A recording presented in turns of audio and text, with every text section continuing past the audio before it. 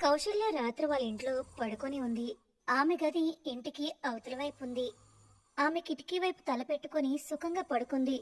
అకస్మాత్తుగా ఆవిడ లేచింది. ఆమె దృష్టి కిటికీ వైపు వెళ్లి ఆమె అవాక్కయింది. ఆమె ఏం చూసిందంటే పక్కింటి విమల కోడలు పాయల్ కిటికీ నుండి లోపలికి చూస్తుంది. ఎవరు ఎవరక్కడ? పాయలేనా? కిటికీ బయట నుండి ఆమె ముఖం అకస్మాత్తుగా మాయమైంది. ఎవరక్కడ?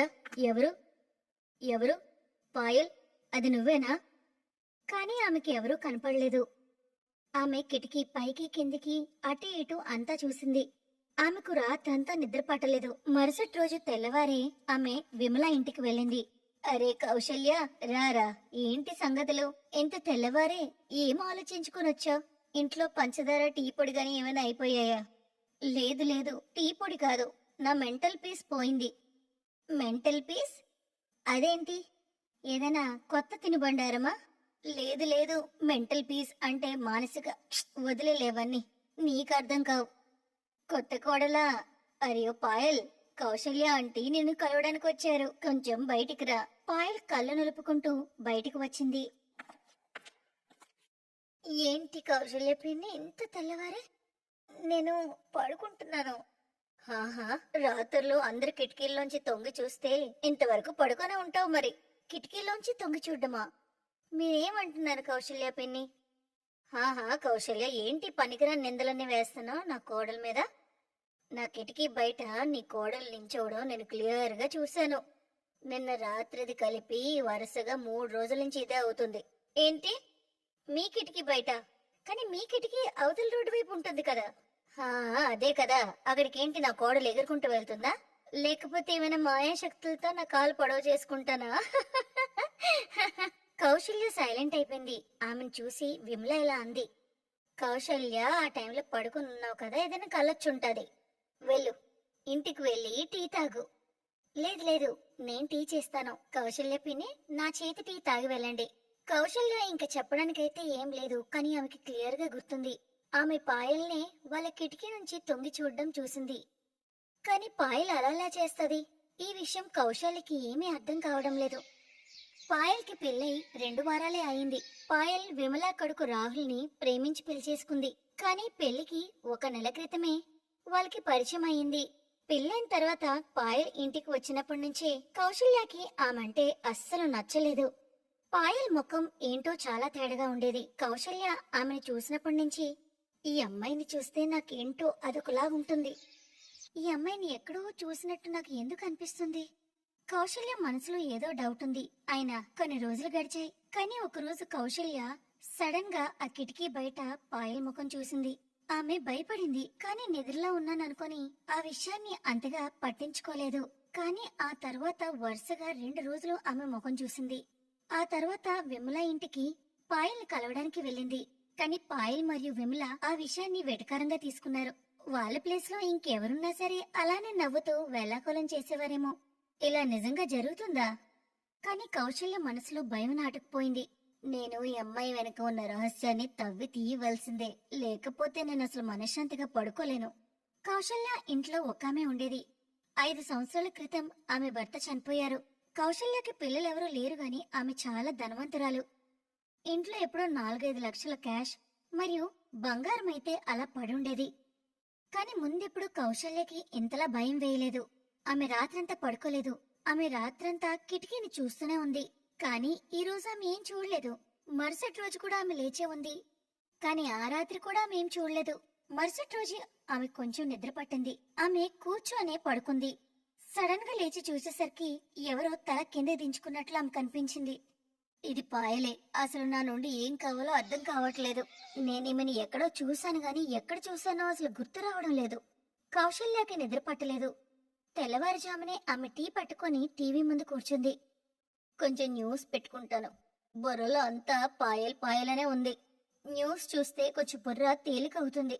కౌశల్య న్యూస్ పెట్టుకుంది. న్యూస్ ఆన్ చేయగానే ఆమె ఆశ్చర్యపోయింది. న్యూస్ చదివే అతను ఇలా అంటున్నాడు. వయసైన వాళ్ళంతా కొంచెం జాగ్రత్తగా ఉండండి. మీ ఇంట్లో కూడా దొంగతనం జరగొచ్చు. ఇప్పటి వరకు మాకు ఈ దొంగ ఎవరో తెలియలేదు. కానీ మాకొచ్చిన న్యూస్ ఏంటంటే ఈ దొంగ మగ కాదు, ఈ దొంగ ఒక ఆడది. ముఖ్యంగా డబ్బున్న ఆడవాళ్ళనే ఆమె టార్గెట్ చేస్తుంది. మరియు వింతైన విషయం ఒకటి తెలిసింది. ఆమె తన మంత్రశక్తులతో ఆమె కాళ్ళని పొడవుగా చేసుకోగలదు. ఎలా? అది మాకు కూడా తెలీదు. ఏ ఇంట్లో అయితే ఈమె దొంగతనకు వెళ్తుందో ఆ ఇంటికి వేరే వేరే వేషధారణలో వెళ్తుంది. అయితే సేల్స్ గర్ల్ లేదా పని మనిషి, లేకపోతే వేరే విధంగా ఆమె ఆ ఇంటి అబ్బాయితో పెళ్లి కూడా చేసుకుంటుంది. మరియు ఈ మాట వినగానే ఆమె వెంట్రుకలు నిక్కపొడుచుకున్నాయి. ఆమెకు ఏదో గుర్తొచ్చింది. అరే, నాకేదో గుర్తొచ్చింది. 2 నెలల క్రితం నా దగ్గరికి ఒక అమ్మాయి పని కోసం వచ్చింది. కానీ నేను అమ్మాయిని వెళ్ళగొట్టాను. ఆమె పాయలే, ఇంకెవరో కాదు. అందుకే తన ముఖం అంతా తెలిసిందల్లా అనిపించేది. సర్వనాశనం. ఇక్కడ తన పప్పులు ఉడకలేదని వెళ్ళి విమలా కొడుకుని ప్రేమించి పెళ్లి చేసుకుంది. నా ఇంటికి కూడా దగ్గరుండొచ్చు కదా. నేను ఇప్పుడే పోలీస్ స్టేషన్ కి వెళ్లాల్సి ఉంటుంది. కౌశల్య అప్పుడే పోలీస్ స్టేషన్ కి వెళ్లి వాళ్ళకి జరిగిందంతా చెప్పింది. పోలీస్ మనుషులు మామూలు బట్టలు వేసుకుని ఇక్కడక్కడ దాక్కున్నారు. రాత్రి కౌశల్య పడుకున్నట్లు నటించింది. అప్పుడే పాయల్ బయటకు వచ్చింది మరియు కాలు పొడవు చేసుకుంది. ఇది చూసిన పోలీసులకు బుర్ర తిరిగిపోయింది. వాళ్ళు వెంటనే అక్కడికి వచ్చి పాయల్ కాలని చైన్స్ తో కట్టేశారు. ఇప్పుడేమవుతుంది నీకు? పొడవ కాళ్ళ దెయ్యం. వదిలేయండి, నన్ను వదిలేయండి. కౌశల్య బయటకు వచ్చింది. నాకు ముందే అనుమానం వచ్చింది. ఈమెను తీసుకెళ్ళండి సార్. ఈమె చాలా మంది అమాయక ప్రజల్ని దోచుకుంది. పోలీసులు పాయల్ని అరెస్ట్ చేశారు. ఆ తర్వాత పొడవు కాళ్ళ పాయల్ ఇంకా ఎవరిని కూడా దోచుకోలేదు. ఆమె జీవితాంతం జైల్లోనే పడి ఏడవాల్సి వచ్చింది. విమల కౌశల్యాన్ని కౌగిలించుకుంది. ఆఖరికి కౌశల్యే కదా ఆ దెయ్యంతోటి విముక్తి ఇప్పించింది. ఆ తర్వాత వయసు అయిపోయిన వాళ్ళందరూ సుఖంగా జీవించసాగారు.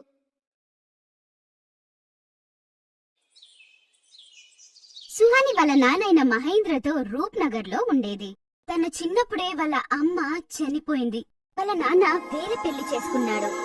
సుహాని యొక్క సవతి తల్లి పెళ్లి తర్వాత తన కూతుర్ని కూడా తనతో పాటు తీసుకొచ్చింది. సుహాని మరియు జ్యోతి పెద్దవాళ్ళయ్యారు. చూడ్డానికి సుహాని చాలా అందంగా ఉండేది. తన యొక్క పొడవైన జుట్టు తన అందాన్ని 4 రెట్లు పెంచింది. అది చూసి సుధాకి సుహాని అంటే చాలా మంట. ఒకరోజు, జ్యోతి, నీకు ఎన్నిసార్లు చెప్పాలి? సుహాని జుట్టు చూడు ఎంత బాగుందో. నువ్వు కూడా అలానే మెయింటైన్ చేయమని చెప్పాను కదా. ఎంత కాస్ట్లీ షాంపూ, కండిషనర్, ఆయిల్ ఇవన్నీ నీకు తెచ్చించినా ఏమీ యూజే లేదు. నీకు తిరగడానికి టైం ఉంటుంది గానీ జుట్టు మీద గమనం చెల్లించడానికి టైం ఉండదు. సుహాని జుట్టు చూడు ఎంత బాగుందో. అమ్మా, సుహాని జుట్టు చిన్నప్పటి నుంచే అందంగా ఉందమ్మా. నా జుట్టు అలా లేకపోతే నేనేం చేయాలి? అది నా తప్ప అమ్మా. సుధా, మనం సుహాని కోసం ఒక పెళ్లి సంబంధం మాట్లాడము కదా. వాళ్ళకి సుహాని బాగా నచ్చిందట. వాళ్ళు వచ్చే నెలలో పెళ్లి చేయమని అంటున్నారు. ఈ సంతోషమైన విషయాన్ని నీ సుహానితో చెప్పొస్తాను. నాన్నా, నేను మిమ్మల్ని వదిలి ఎక్కడికి వెళ్ళను నాన్నా. నేను పెళ్లి చేసుకోను. లేదు సుహాని బంగారం, ప్రతి తండ్రికి ఒక ఆశ ఉంటది. తన కూతురు పెళ్లి చూసుకుని సంతోషంగా అత్తవారింటికి వెళ్లాలని. ఇంకా ధర్మచంద్ర గారు చాలా మంచి వ్యాపారి. నువ్వు వాళ్ళ అబ్బాయితో సంతోషంగా ఉంటావు. మరియు సుహాని యొక్క పెళ్లి ధర్మచంద్ యొక్క కొడుకుతో నిశ్చయం చేయబడింది. సుహానికి మంచి డబ్బున్న ఇల్లు దొరికిందని సుధాకి చాలా మంట. నా కూతురి కూడా ఇలాంటి ఒక ఇంట్లోనే సంబంధం దొరకాల్సింది. కానీ ఈ అమ్మాయి ఉంది కదా, దానికే నా కూతురికి దొరకలేదు. చూసుకుంటా దీనికి ఈ ఇంట్లో ఎలా పెళ్లి జరుగుతుంది అని. అవును, నా యొక్క ఔషధం దాని పని పడుతుంది. సరే నాన్న, త్వరగా వెళ్ళి స్నానం చేసుకురా. పెళ్లి కోసం రెడీ అవ్వాలి, సరేనా? ఓరే దేవుడా, నా జుట్టుకి ఏమైంది? ఇలా స్నానం చేస్తుంటే అన్నీ ఉదిరిపోయాయి. అయ్యో, నేనేం చేయాలి ఇప్పుడు? నేను గుండైపోయాను. నాన్న, ఏమైందో తెలీదు నాన్న. స్నానం చేస్తుంటే జుట్టు ఉదిరిపోయాయి. ఏం చేయాలి నాన్న ఇప్పుడు? ఇదేంటిది ఇలా అయింది? నీ కురులంతా ఇలా ఉదిరిపోయాయేంటి? నీ కురులేని అందమని అనుకున్నా, ఇప్పుడు గుండైపోయావు. భగవంతుడా, ఇదేంటి? నా కూతురికి ఇలా ఎందుకు జరిగింది? నా కూతురు ఎవరికి ఏం పాపము చేయలేదు. నా కూతురికి ఇలా ఎందుకు జరిగింది? సుహాని యొక్క పెళ్లి ఆగిపోతుంది. మహేందర్ కూడా సుహాని గురించి ఆలోచించి చాలా బాధపడుతుంటాడు. వాళ్ళ నాన్న సుహాని గురించి బాధపడడం చూసి తను కూడా చాలా గట్టిగా ఏడుస్తూ ఉంటుంది. ఇది చూసిన తల్లి కూతురికి చాలా సంతోషంగా ఉంది. ఊర్లో ఉన్న జనులు కూడా తనని ఆట పట్టిస్తున్నారు. గుండు గుండు గుండు అని తనని ఎప్పుడు పిలిచేవాళ్ళు. అరే అక్క, ఇదేంటి ఈ అమ్మాయి ఇలా ఉంది? అయ్యో, తినను చూస్తుంటే నాకు భయం వేస్తుందక్క. ఈ గుండు పిల్లారా, వెళ్ళిపోదామక్క. ఓరి దేవుడా, అందరూ నన్ను అసహించుకుంటున్నారు. నాకు కూడా ఆశలున్నాయి. నాకు పెళ్లి కావాలి, నేను అత్తారింటికి వెళ్ళాలి అని. కానీ అది జరగదు. మా నాన్న నా గురించి ఆలోచించి చాలా కష్టపడుతున్నారు. ఇంక నేను బతికి ఏం చేయాలి? అప్పుడు సుహాని ముందు తన అమ్మ ప్రత్యక్షమవుతుంది. అమ్మా, అమ్మా, నువ్వు నన్ను ఇక్కడ ఒక్కదానిని వదిలేసి నువ్వు ఎక్కడికి వెళ్ళిపోయమ్మా? నేను నీకు సహాయం చేయడానికి వచ్చాను బిడ్డ. నువ్వు ఏం ఆలోచించకు. నువ్వు చాలా మంచి బిడ్డవి, సరేనా? నేను నీకు ఎలాంటి కురులిస్తానంటే దాన్ని చూసి ప్రజలు ఎప్పుడూ నిన్ను మర్చిపోకూడదు. బంగారం వెండి కలిసిన కురులిస్తాను.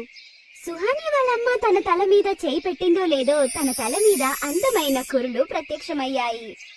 బంగారు వెండి కురులు చాలా అందంగా ఉన్నాయి. ఈ కురులు తన అందాన్ని ఇంకా పెంచాయి. అమ్మా, అమ్మా, ఈ కురులు నాకు చాలా బాగా నచ్చిందమ్మా. నేను ఇంకా చాలా అందంగా కనపడుతున్నాను. చాలా చాలా ధన్యవాదాలమ్మా. నన్ను ఇంకా అందంగా తయారు చేశారు. నువ్వు సంతోషంగా ఇంటికి వెళ్ళు బిడ్డ. నువ్వెప్పుడు నిరాశపడకూడదు. నా సహాయం నీకు ఎప్పుడూ ఉంటుంది. తను సంతోషంగా తన ఇంటికి తిరిగి వెళ్తుంటుంది. అప్పుడు నగరంలో రాజకుమారుడు సవారీ చేస్తున్నారు. అందుకు ఆ రోడ్లో వెళ్తున్న వాళ్ళనందరినీ కాసేపు ఆగమని చెప్పారు. రాజును చూసి చాలా రోజులైంది. ఈ గుంపులు నిండి కనపడడం లేదు. బయటకు వెళ్లి చూడాలి.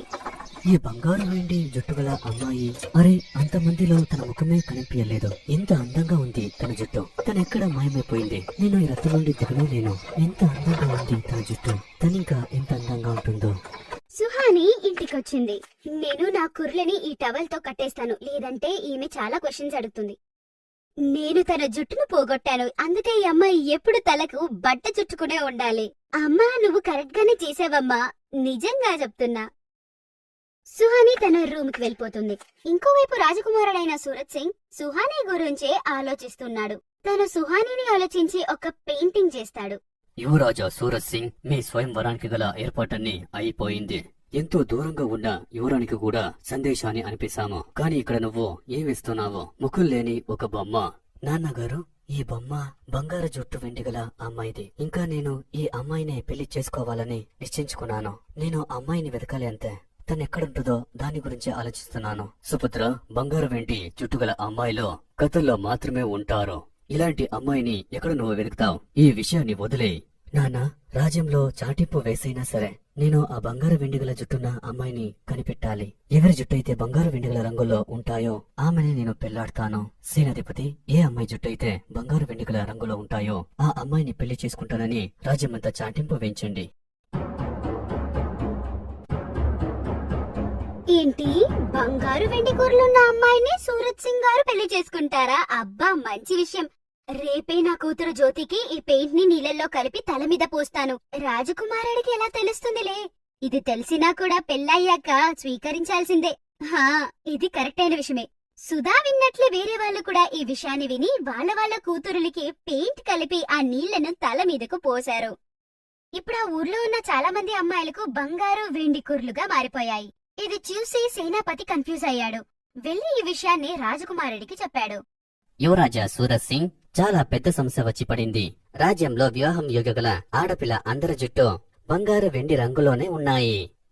నిజంగా ఏ అమ్మాయికి బంగారు వెండిగల జుట్టు ఉన్నాయని అర్థమే కావట్లేదు. నిజం తెలుసుకోవడానికి నా దగ్గర ఒక ఉపాయం ఉంది. రాజ్యంలో ఆడపిల్లలందరినీ భవనానికి పిలియండి. సేనాపతి ఆ ఊర్లో ఉన్న అమ్మాయిలందరినీ రాజమహల్ కి రమ్మని ఆదేశించారు. ఈ అమ్మాయి ఎవరో, ఈమెని కూడా భవనానికి తీసుకెళ్ళండి. సేనాపతిజీ, కాని అమ్మాయి గుండు. కాని సేనాపతి తన మాటలేమీ వినకుండా జ్యోతితో పాటు సుహానీను కూడా తనతో పాటు తీసుకెళ్లాడు. నేనొక మంచి పెళ్లి కూతురిని వెతుకుతున్నాను. అందుకే మిమ్మల్ని ఇక్కడికి పిలిచాను. కాని అందరికీ బంగారు వెండి రంగుల్నే జుట్టుంది. ఇప్పుడు ఒక్కొక్కరిగా ఏ వర్షపు కుళాయి కింద నుంచోండి. ఇక నిజమేంటో తెలిసిపోతుంది. అరే, ఏం జరుగుతుంది? జ్యోతి యొక్క నిజ రూపం ఇప్పుడు రాజకుమారుడికి తెలిసిపోతుంది. ఇంకా రాజకుమారుడు తనని పెళ్లి కూడా చేసుకోడు. అక్కడున్న ఒక్కొక్కరు షవర్ కింద వెళ్లి నించున్నారు. వాళ్ళ యొక్క నిజ రూపం బయటపడింది. దాన్ని రాజకుమారుడు చూశాడు. ఈ ఒక్క అమ్మాయి మిగిలిపోయింది మహారాజా. ఈమె కూడా ఆ కుళాయి కింద నించోవాలి. కాని ఈమె గుండు. ఈమె కుర్లును నేనే. ఓహోహోహోహో. అరే, ఏం చెప్పబోతున్నా నేను? వీరిలో ఏ అమ్మాయి కూడా బంగారు వెండిగల జుట్టే లేదు. ఆ అమ్మాయి ఎక్కడుందా ఏంటో. ఇక ఈ అమ్మాయి మాత్రమే ఉంది. సుహాని భయపడుతూ తన తల మీద కట్టుకున్న బట్టను తీసేస్తుంది. సుధా మరియు వేరే వాళ్ళ దృష్టి అంతా సుహాని మీదే ఉంటుంది. వాళ్లకు చాలా ఆశ్చర్యం కలిగింది. సుహాని కూడా షవర్ కింద నించుంటుంది. తన కురులు నిజమైన బంగారు వెండి కాబట్టి దాన్ని చూసి రాజకుమారుడు చాలా సంతోషపడ్డాడు. మీకు ఇష్టమైతే మిమ్మల్ని నేను పెళ్లి చేసుకుంటాను. మిమ్మల్ని నా భర్తగా స్వీకరించడం నాకు చాలా సంతోషం. కానీ మా నాన్నగారు అమ్మా సుహాని, నీకు నీ కష్టాల నుండి విముక్తి పొందే సమయం వచ్చింది. ఇక స్వేచ్ఛగా ఉండమ్మా. నువ్వు జీవితంలో ఎంతో కష్టపడ్డావు. ఇప్పుడిక యువరాజుని పెళ్లి చేసుకుని ఎంతో సంతోషంగా ఉంటావు. ఎల్లకాలం సంతోషంగా ఉండమ్మా. సుహాని యొక్క మంచితనానికి తగ్గట్టే అంత అయింది. మరియు రాజకుమారుడితో పాటు తన పెళ్లి బాగా జరుగుతుంది. ఇంకా సుధా ఏం చేయాలో అర్థం కాకుండా